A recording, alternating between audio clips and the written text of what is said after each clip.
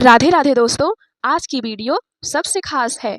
आज हम बात करेंगे भगवान श्री कृष्ण के जीवन की उन एक स्त्री के बारे में जो श्री कृष्ण को राधा रानी और रुक्मिणी के बाद अत्यधिक प्रिय थी, उनकी खास सखी थी। हाँ दोस्तों, मैं बात कर रही हूँ महाभारत की महानायिका द्रौपदी की। आज की इस वीडियो में हम जानेंगे कि क्या था, कैसा था भगवान श्री कृष्ण व द्रौपदी के बीच का रिश्ता। दोस्तों, अक्सर कहा जाता है कि एक स्त्री और पुरुष मित्र नहीं हो सकते, लेकिन भगवान श्री कृष्ण और द्रौपदी का रिश्ता ऐसे मतों पर तमाशा मारने का काम करता है। द्रौपदी अपने स्वयंवर के समय पहली बार श्री कृष्ण से मिली, जो कि वहां अतिथि के रूप में आए थे। अर्जुन से विवाह के पश्चात तो द्रौपदी का भी रिश्ता भगवान श्री कृष्ण से और भी गहरा होता गया। द्रौपदी श्री कृष्ण को अपना सखा बुलाती थी व कृष्ण उन्हें सखी कहकर संबोधित करते थे। हालांकि कई बार शिशुपाल ने श्री कृष्ण और द्रौपदी के रिश्ते को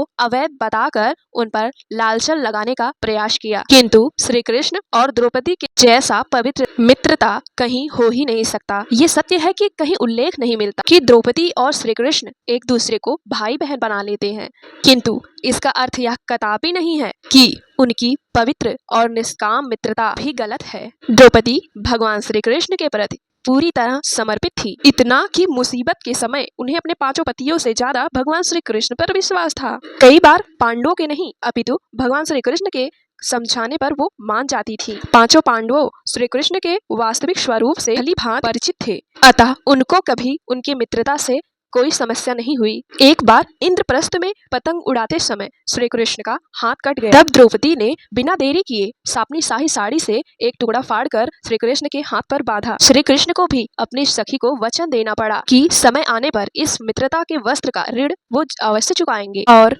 वस्त्र हरण के समय संपूर्ण विश्व ने देखा कि द्रौपदी की साड़ी खत्म ही नहीं हो रही थी। जब पांडवों को अज्ञातवास मिला और कुटिया में दुर्वासा ऋषि पधारे, तो द्रौपदी के पास अन्न का एक दाना भी नहीं था। तब उनकी एक प्रार्थना पर भगवान श्री कृष्ण प्रकट हुए। द्रौपदी के संपूर्ण श्रद्धा व प्रार्थना से प्रसन्न होकर जब भगवान श्री कृष्ण ने उनके दिए हुए एक चावल को खाया, तो वह पूर्ण रूप से तृप्त हो गए और भगवान श्री कृष्ण के आत्मा तृप्त होते ही भोजन की प्रतीक्षा कर रहे दुर्वासा ऋषि का भी पेट भर गया। श्री कृष्ण महाभारत कांड के पूरे समय पांचों पांडवों और द्रौपदी के साथ रहे। द्रौपदी को भी रुक्मिणी की तरह संपूर्ण संसार में एक रूपवती स्त्री बताया जाता है। उन्हें महाभारत काल के समय 9 रूपवती स्त्रियों में से पहला बताया गया है। क्या आप जानते हैं कि द्रौपदी को कृष्णा भी कहा जाता था, क्योंकि महाभारत के कई वक्तव्यों में उनका रंग सांवला या काला बताया गया है। उनके समान रूपवती उस काल में कोई नहीं थी, इसलिए कहा भी जाता है कि